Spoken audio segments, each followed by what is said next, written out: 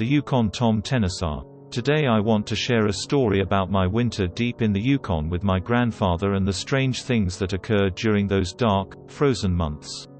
Quick note: this story is a little long.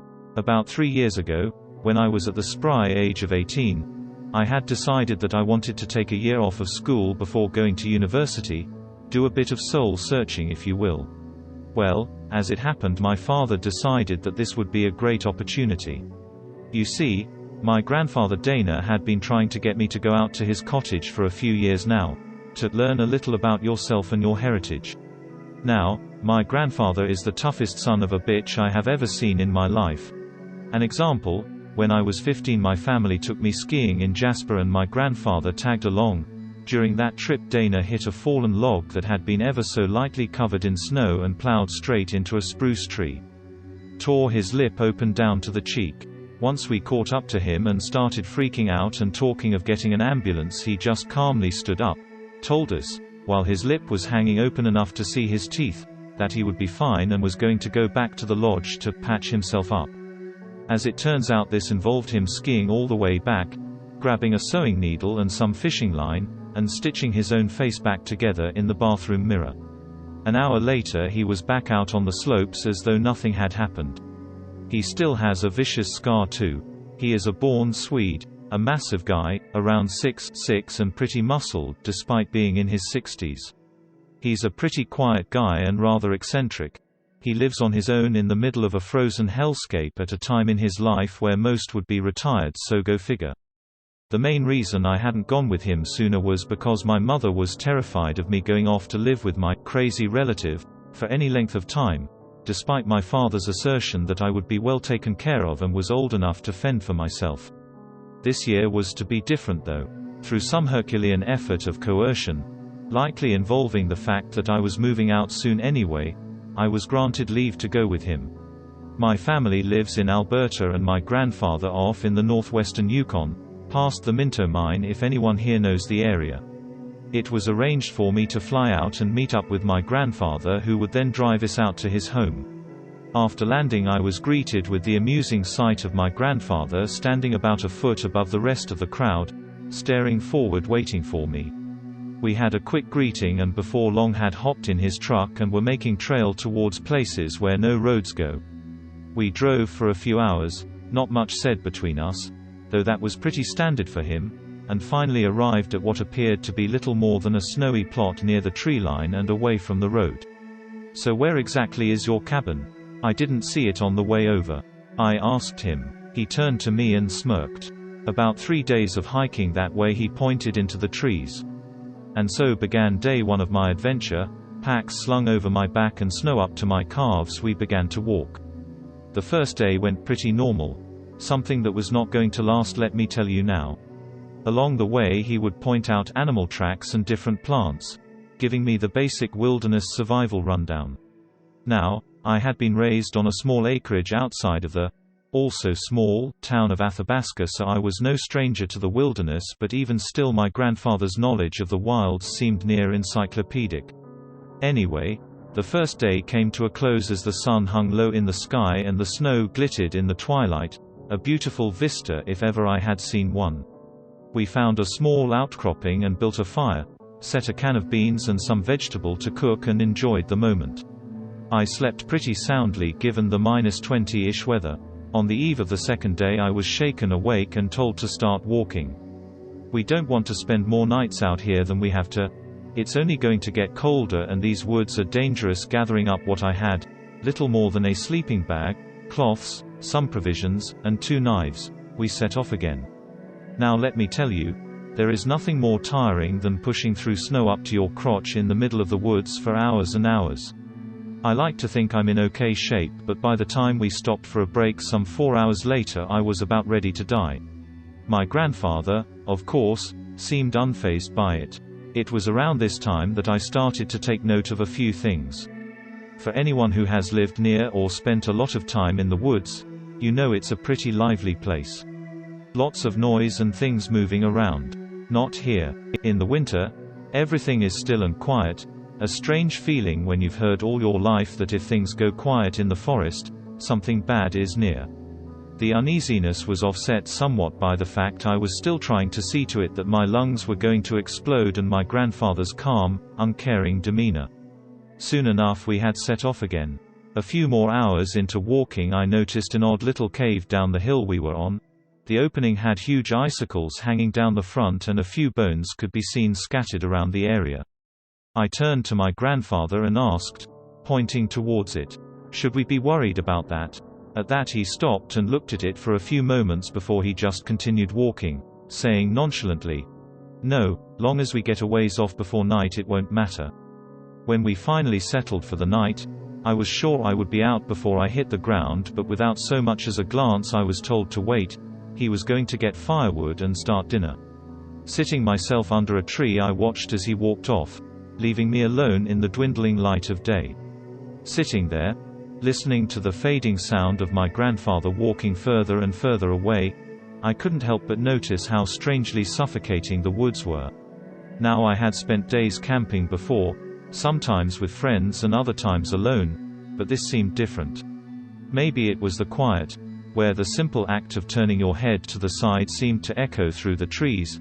Maybe it was the way the evergreens, burdened with snow, seemed to blend into the growing gloom, forming strange and inky shapes in the dim light. Whatever it was, I started to get nervous, that kind of unease that comes when you feel like you're being watched, even though you think you're alone. Before my mind started to walk down those dark roads of thought, my grandfather came stomping back through the tree line, bundle of broken branches under his arm. He set about showing me how to start a fire without matches or a lighter. He's old-fashioned like that. And soon enough we had a nice little campfire going. It wasn't until the heat of the fire hit me that I noticed how damn cold it was, my hands stiff and slight shivers going over me. We should reach the cabin by about this time tomorrow if we keep up this pace. Before we go any further though, I want you to understand something. Things are different out here, and if I tell you to do something I expect you to listen. Understood? I nodded and told him my dad had given me the rundown before I left. "Oh, how much did he tell you?" "Just to listen to whatever you said and to stay safe," I replied, unsure of where he was going with this. "Ah, all right then." He didn't say anything for the rest of the night and I was too tired to ask. Despite my exhaustion I found that I lied awake for quite a while, staring up at the sky and listening to the gentle crackling of the fire. I don't really know why. I should have had no problem sleeping after the day of hiking, cold notwithstanding, but regardless I found myself quite unable to drift off even after the moon had risen and shone over the area. It was around then that I heard something in the forest, like a sort of whispering. At first I figured it was just the wind, but looking at the treetops they weren't moving at all. I listened harder but couldn't make out what was being said. It was so faint. I sat up and looked around to see if something was there or if maybe my grandfather had been mumbling in his sleep, but when I tried to listen in again, it was silent.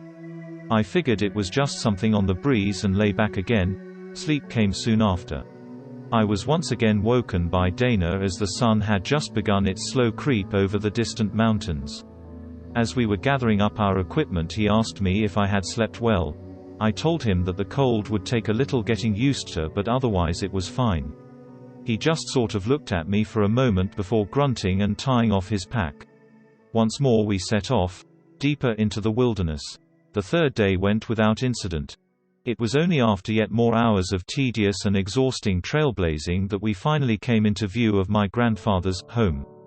Built right up against a cliff face, no windows adorned it, just massive logs the whole way around. A small chimney rose up from the roof, easy to spot given that the trees had been cleared in about a 20-meter radius around the cabin, replaced with numerous small wooden stakes set at varying intervals. As we got closer I noticed that they were actually fence posts. Barbed wire was strung between them and every so often there was a much taller post, set a ways back from the fence. In the dim light I couldn't really make much out about it, though I was curious why they were there. Whatever the reason, I was in no mood to play 20 questions. I just wanted to get inside and sleep in a warm place. Before we could get in, however, it seemed there were a few things to be done. My grandfather lifted one of the posts out of the ground, allowing us to enter, and told me to put it back and make sure it wasn't going to fall. He was going to go get the door open. It didn't take too long. The snow around the cabin was much less than the surrounding area, making walking blessedly easier. After I finished, I made my way around the side of the cabin and found my grandfather carefully taking down numerous little metallic things hung over the door. I could see them glinting in what little daylight was left, but I couldn't make out what exactly they were supposed to be. Again, I was just too tired to really care and just wandered inside behind my grandfather as soon as he finished taking down the last one. "That bed over there'll be yours," he said, pointing to a small cot in one corner of the room. Without much more though, I ambled over and went to sleep. I really should have savored it more, as this was the last good night's rest I was going to have for a while. I woke up the next morning to a mostly dark room. A candle was set on the table in the middle of the cottage, giving enough light for me to figure out where the door was. Opening it and stepping outside, I was greeted to a bright, midday sun. Down the yard a ways I saw Dana finish clearing the excess snow from the plot of land.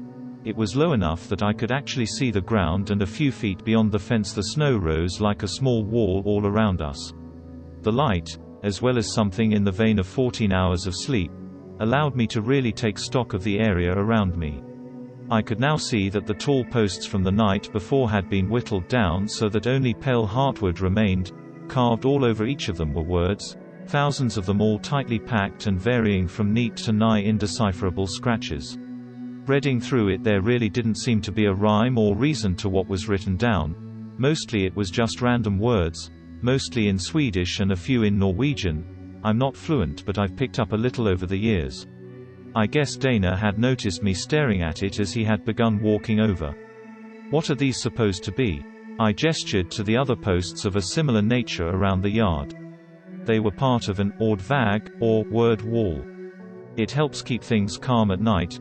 I wouldn't stare at him too long though, won't do your head much good.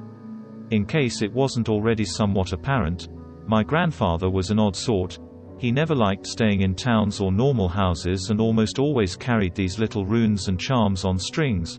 I always found it neat, and when I was younger I would often ask what they meant, and I'd listen to the stories for hours. My mother always had a problem with him visiting. I'd overheard her talking to my dad about allowing Dana to fill my head with crazy nonsense on more than one occasion, but he'd often shrug it off and say something along the lines of, "It's good for him to learn a little about Dad's culture." The point is that it was only after I really started to get a look at the cabin and the word wall that these things started to sink in. He was definitely a little odd at times. The first day we went out to chop a few trees down for firewood, and he would very specifically point out which trees we were going to cut, but only after pressing his ear to them and listening to see if it was unmarked. When I asked him what he meant by that, he said that some trees were special to the forest and we shouldn't touch them. Otherwise the Tomtenissar would get angry, and we really didn't want that. For those who don't know, Tomtenissar are part of Scandinavian folklore. They basically look like garden gnomes and act sort of like Santa Claus. At least that's how they are portrayed now. Growing up, my grandfather would tell me about these little monsters, about how they would chew open people's doors and windows in order to crawl into houses at night and whisper things to the sleeping person. The people would sometimes go crazy, wandering out into the woods or ranting in incoherent babble. Other times they would just be sort of different. Either way, they were freaky little bastards, but I stopped believing the stories around the same time I figured Santa was bunk. Dana really isn't known for his sense of humor, so hearing him say that was more than a little strange. I sort of awkwardly laughed at it, and he looked at me and said, "Think I'm joking? Keep that up and you won't be seeing the summer." That shut me up pretty quick. I still didn't particularly buy the stories, but I still made sure not to tap the trees that he said were marked. We finished loading up the sleds we had brought with us, and at that point Dana said, "Let's go this way. I want to show you something before we get back." Following him, it seemed to me like we were making a wide arc instead of going straight back, but I wasn't going to argue. As we walked, I noticed there were no animal tracks. As in absolutely none. Even on the way to the cabin I had at least picked up on a few prints from rabbits or moose and the like. When I asked why we hadn't come across any despite being so far in the woods, I was told that they don't like it here. No, to stay a ways off. Why's that? I asked back. These woods aren't safe for much of anyone after dark, least of all critters. After walking a while longer we reached a high at the edge of the section of forest we were. Dana pointed out beyond the now sparse tree line. What lay past it was the vast snowy rises and falls of the untamed wild. Honestly, it was one of the most beautiful things I had ever seen. There was an overturned tree and he motioned for me to sit on it. For a little while we just sat there taking in the view until he sighed. "Now I know you are going to be new to all this for a while, but I think you ought to know. Things are different out here. I need you to trust me when I tell you something, or else it could get both of us killed. You understand?" I said I did. I figured that he had taken my reaction to him talking about Tomtenissar to heart. He may be strange, but he means well, so I figured I would humor him and make things easier for the both of us. That would prove to be a very bad idea. Once we got back and finished stacking the firewood, Dana broke out more of our dwindling provisions, and as we were cooking he said that tomorrow we would need to go hunting. If we caught anything he would show me how to properly butcher an animal. We ate and settled in for the night, but as we were settling in he told me that if I ever got up in the night to use the outhouse to the side of the cabin, that I should always bring a candle, no matter how bright the moon was, and that if it goes out I should come back inside right away. With that he set a small dangling thing up on the door. When I asked him about the thing on the door he told me it was there to confuse anything that was trying to get in. Later during that winter I found out it's supposed to be a rune for illusions or disguises. I guess the idea is that it would help make it harder to tell what was inside the cabin if something got inside the door. The next few days we went out hunting. For the first while we didn't catch anything. It wasn't helped by how we needed to head a fair ways away from the cabin before we saw signs of animal life, and Dana always insisted that we be back before night fell. On top of that he didn't bring a gun ever, just a bow and some arrows. I know bow hunting is a common enough practice, but given that bears roamed these woods I figured that it would be nice to have something with a little more stopping power. When I mentioned this to him he said that it would cause more trouble than it would prevent. Eventually we actually managed to find and snag a buck. It was a nice one too, enough meat that we would be alright for a while. We threw it on the sleigh and began dragging it back home. Yet more hours ticked away before we got back to the cabin, and something rather interesting was waiting there for us. Ravens. Normally this wouldn't seem so strange, but when I hadn't seen signs of life save the trees in this area for almost a week, it seemed a little off. Dana stiffened up when he noticed it too. When I asked him about it he told me, "Drop the sled and come with me, we're going to need to butcher this fast." Not sure where this was going, but remembering our conversation from earlier and figured that it would be best to just go with it. We circled around the cabin, the ravens sitting on the roof watching us the whole way. Lying in a small snowdrift in front of the door was a rabbit's head, just the head, cleanly severed. The snow was still a bright red, so it had to have been pretty fresh. There was also a little indent through the snow leading up to it. Made it look like it had been thrown over here. Well, it could be worse. We didn't really need the head anyway. When I asked what he was talking about he told me, "It's only right to return a gift with a gift. Take that inside and meet me near the butcher shed." A little ways off and past the wall, a couple feet off of the tree line.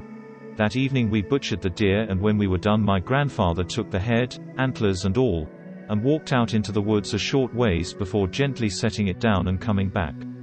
We brought the rest of the meat over to the cabin, and Dana took the rabbit's head off the table where I had placed it. That night we had rabbit stew and potatoes.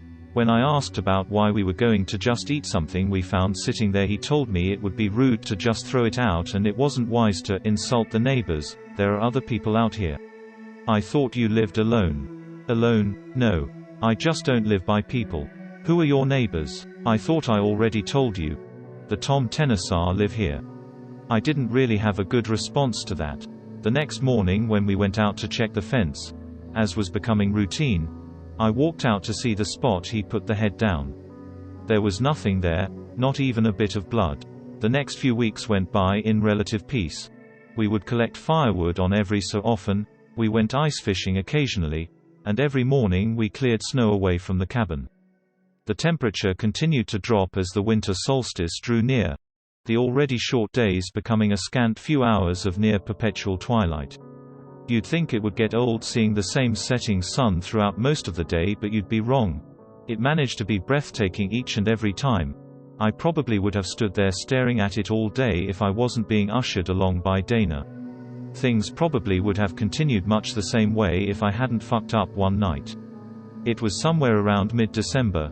You start losing track of the days out there, especially when they are mostly night, and we were going ice fishing again. We set out early, as the sun was just barely peeking over the distant mountain range, and hiked for about an hour until we reached a small frozen-over lake. We set about like always, checking the ice's thickness and cutting a hold, etc. After only a few minutes into it, we heard the snapping and cracking of branches behind us. We both stopped and stared for a few moments before my grandfather said it was fine, though I could tell he was bothered. Every so often he'd look back and scan around the trees. We weren't having much luck with the fish and were about to call it in for the day when I got a tug on my line. I pulled up a big trout and thought that this was great. We hadn't had fish in a while. When I turned to see if my grandfather had noticed, I saw him just sort of staring at it. A little confused, I gave it another look over and saw that it had a few huge gashes taken out of it, little indented lines cutting through the gray scales. Throw it back, this isn't ours to take. Oh, okay then. I was a little nervous at this. Although not too much had happened during my time here, I had at least managed to pick up that when Dana got weird like this, it was best to not argue. I threw the fish back into the pond and we started making tracks back to the cabin. Along the way I noticed that the trees near the lake, the ones we heard the noise coming from, had huge cuts taken out of them. Not like an axe or bare claws, more like numerous small chunks had been ripped out and thrown around. I asked what that was about and Dana just started walking faster and said we shouldn't come back here, it wouldn't be safe. One of my more frequent chores was to go out and make sure the vags posts were still secure in the ground. Of the many things that my grandfather was methodical about keeping just right, the word wall came second only to our food stores. This mainly involved going out and giving them a solid shove. If there was any shift, I needed to hammer them in and pack the snow tighter around the bottom until I could no longer get it to move. Anyway, that night he insisted that we go over all of them again before going to sleep, and so we went out after finishing our dinner, mostly deer. You'd be surprised how long a single deer can last. He took one end of the yard and I the other. It was getting blistering cold out, where any bare skin started to sting. A cloud cover had swept over the land. There were no stars and no moon tonight, and the sun had dipped below the horizon, leaving everything an inky black and gray. It was quiet again, like on our hike up here, where every little movement you made sounded like an earthquake. A little ways off I could hear my grandfather working, the shifting of his coat and the snow being pressed underfoot. I was about 3 posts down when I found one that was a little loose. I straightened it out and picked up the sledgehammer we used for driving them back into the ground. As I lifted it up and got ready to bring it down on the post, cringing because I knew that in the suffocating silence of the forest this would be very loud, but as I was about to swing it I heard something, like a quiet hissing mumble. Reflexively I swung around while I was bringing the hammer down and hit the post with a glancing blow, knocking it off center. Spinning around I tried to listen for it again, thinking maybe it was my imagination. The woods will often make you think you're hearing things that you aren't. After a few seconds of nothing and figuring that it was either just me imagining it or overhearing Dana saying something to himself, I turned to start fixing the post again, but just as I put my back to the trees I heard it again. It seemed so quiet that I couldn't make out what was being said, but I am sure that it was someone whispering, quickly and in a whistle-like tone. I really starting to freak out now. I slowly began walking towards the cabin, my back to it and the cliff face as I scanned the trees looking for where it was coming from. The noise didn't seem like it had a direction to it. It was like it was everywhere at once, still quiet and indiscernible but very much there. While in panic mode, combined with being tired and cold, I got it in my head that if I threw something into the woods it might scare off whoever was there. Reaching the woodpile we had outside, I picked up a small log and threw it into the tree line and started shouting about how whoever was there needed to come out. My grandfather comes running over. My name, what the fuck are you doing? I told him I heard someone talking nearby, and before he can say anything the trees near where I threw the logs start to shake and I could hear snapping branches. Get inside right now, he said. not taking his eyes off the trees, and so the two of us backpedaled into the cabin. By the time we closed the door, most of the trees had started shaking, the once oppressive stillness of the woods replaced with something akin to a hurricane. That night neither of us slept. We just sort of stared at the door, my grandfather holding his hunting knife. Throughout the night the sound didn't die down. It was so loud and violent I thought the trees must have been snapped in half. Periodically we heard things hitting the cabin wall, crunches and ripping noises from every direction. I told myself that it was just branches and the like hitting the wall, that it was just a bad storm. Around an hour before dawn things started to settle down, and soon enough my grandfather got up and went outside. I heard him start to swear and curse, so I hurried out after him and saw what had been done.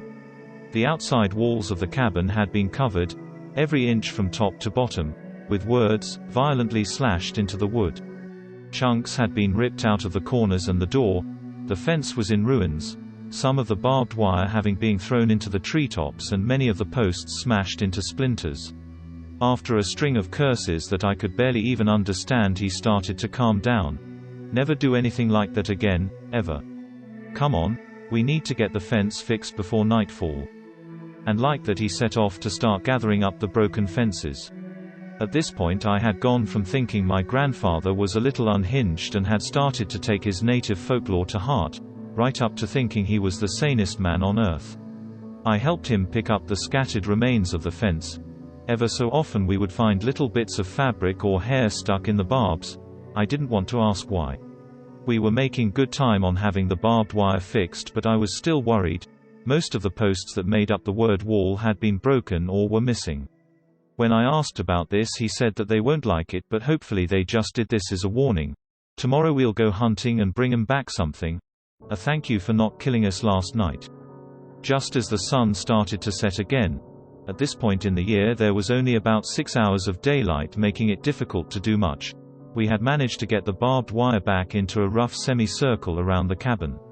Given the damage that had been done the night before, I asked how much good the barbed wire actually was, and he told me that it didn't stop them but it slowed them down, since their beards and hats would get tangled in it and they had a hard time getting free. I couldn't tell if that was a joke or not, but at this point I was about ready to believe anything. Little did I know I hadn't seen anything yet. The problem was that when the occurrence happened it was almost December 21st, and that means that the cold was near unbearable. That, and there was so little daylight that by the time we got to the part of the wilds where animals roamed normally, it was nearly time to begin to head back. The first day we went out and searched for signs of animals we could bag. We didn't see so much as a squirrel. That night the wind was howling again. The creaking of the cabin would get to the point where I thought it would collapse on us, and all the while I would stare at the cracks between the log walls, where the candlelight didn't touch, and I could swear I saw things moving in the dark. When I finally did drift off to sleep, the last thing I heard was a quiet whispering, like I had heard before. The next few days were no better. Each time we would go deeper and deeper into the woods, usually in the direction of the distant mountains. We would be frozen stiff to where walking was a challenge for me. I have no idea how my grandfather managed it at his age, but he never slowed down, and we would come back empty-handed. Each night the woods would be louder. The shadows in the cabin seemed to draw closer to the candle than the night prior, and the whispering seemed to get more intense as well, so much so that I started to make out words, though none of them were in English, and if they were Swedish I couldn't understand what I was hearing. On the third night I asked if Dana could also hear it. He told me to try not to think about it. Each day was more overcast than the one that came before. The daylight was just a lighter shade of gray. It started to get to the point where our own food stores were getting low. Our need to find something became doubly desperate. It started to get worse by the fifth day. It started to snow. Not your simple puffy white snow that you see further south. No, this was big, heavy and wet flakes that seemed more like little snowballs landing everywhere. It clung to everything, weighing us and the trees down alike. All the while, as we walked in a misty forest where we could hardly see more than a few meters, I kept swearing I could see things out there. Little shapes sitting on rocks and tree branches that would be there one moment and seemed to disappear as soon as I looked directly at it. I asked my grandfather and he told me not to acknowledge them, just keep moving. The longer the days went, the more of them I would see. It was on the 9th day of trying and failing at our hunts that we returned to a troubling sight. All along the tree line surrounding the cabin, a couple meters off the barbed wire fence, there were a number of large stones, big boulders that came up to my chest. Most were oddly shaped where the tops curved off in a direction. They were all pointing at the cabin. They had been placed every few feet all along the tree line, almost like a fence of the forest zone. When we saw that, Dana stopped and said, "Pack your things, we are leaving at dawn." I wasn't going to argue. Even as we got past the fence and closed the door, I felt like we were still being watched from somewhere out in the snow. It was too dark to see any of the little shapes that had been following us whenever we went outside, but I knew they were there. Hardly a moment when they weren't. We didn't sleep long. Sometime in the middle of the night, between the howling winds and the biting cold, there was a deafening crash and the door split down the middle, snow and frost flying in and blowing out the only candle before we even knew what had happened. There was a scurrying noise, and after a few seconds my grandfather had managed to light a little oil lantern he had hanging by the wall. The table and pantries had been overturned. Everything not nailed down was either broken or scattered around the room. I asked if we should leave right now.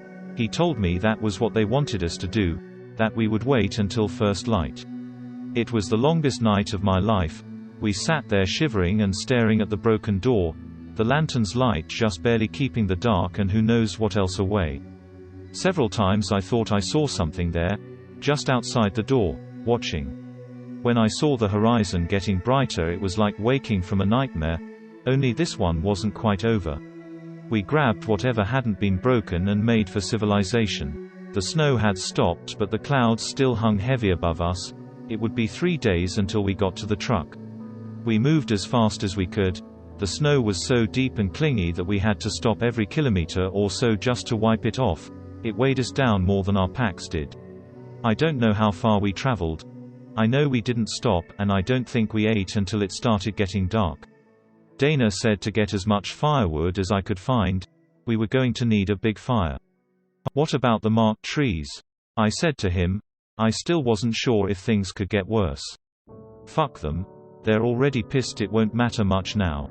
That night we had a massive bonfire going. I'd bet you could see it from one of the mountain, it was so bright. Even so we could hear 'em out there. The whispers never stopped. Every now and then a branch or rock would come flying out at us or the fire. It didn't make for a restful night. Around an hour before dawn the snow started again. The second day was worse yet. With the snow back, the little fucks got brave and started coming in close. Every now and then we'd get hit with something that fell from the tree branches, or a tree along our path would fall down and make it harder to progress. We didn't walk, we ran through those woods. I didn't think I could run so far, but I don't remember either of us stopping. We just managed to stumble into a little clearing as the light was fading again. We hurried and grabbed whatever wood we could find and tried to start the fire. The wood was wet and uncooperative, and the shadows started to close in. We could see the little moving figures at the edge of our vision again. I guess Dana was getting to his wit's end because he grabbed the little oil lantern and broke it open, pouring the oil across the logs and lit it up with the lantern's sparker. The shadows retreated for a moment, and I think the little monsters were hissing at us. We were left mostly alone that night. Hell if I know why. Maybe even they need to rest some time. The snow hadn't quit yet, so by the time we woke we were both mostly covered. We set out before the sun rose. I think Dana didn't trust us to make the rest of the way in only a few hours of light. The trail was a fucking mess. Trees and rocks littered the animal trails, and the bush was so thick with evergreens that it was no better. It was slow going, and of course we were still being followed. We would still catch sight of them at the edge of our vision, watching and whispering in tune with the wind. I couldn't even tell which was which by this point. Sometimes I still can't. For whatever reason we were left mostly untouched on the rest of the way back. The poor trail conditions slowed us to the point that it was already dark and we still hadn't made it to the truck. Dana didn't want to stop though. He said we were close and didn't want to risk another night outside. I'm not sure when it was, but we eventually made our way out of the trees and onto a road. We followed it for a few minutes until we saw it. The glorious steed that would get us out of that place, covered under a few feet of snow though it was. We swept out the truck bed, threw our things in and drove away. I don't think either of us looked back. After we got back to town, stayed at an inn for the night. Best goddamn rest of my life. We woke early and drove for nearly the entire day until we made to the Erik Nelson Airport. When we got back, Dana stayed with my family for a little while, at my dad's behest. We didn't talk much about the trip, just said we needed to come home early. That spring Dana left and said that he was going back home. I asked him what in the fuck he was thinking going back there, and he told me he had lived in those woods for almost 20 years. It was his home and he would stay there as long as he had left. He promised to call or visit on occasion. That was 3 years ago. None of us have heard hide nor hair of him. My parents are convinced he passed away. They're probably right, but I can't help wanting to know. And that is where we come to today. I told my friends about what happened that winter and they don't really buy it. Can't blame them, but we've been talking on and off for a year now about going on a camping trip, and I jokingly mentioned that maybe we should go out to my grandfather's cabin. They thought it was a great idea. We're currently in the ski motel in Whitehorse. We are leaving tomorrow morning. I'm still convinced that this is a bad idea, but I want to know what happened when my granddad came back out here. We plan for the trip to be a little less than a month, and we picked summer since I think it is safer than the dead of winter like last time. This is the last story I'm going to be posting for a while.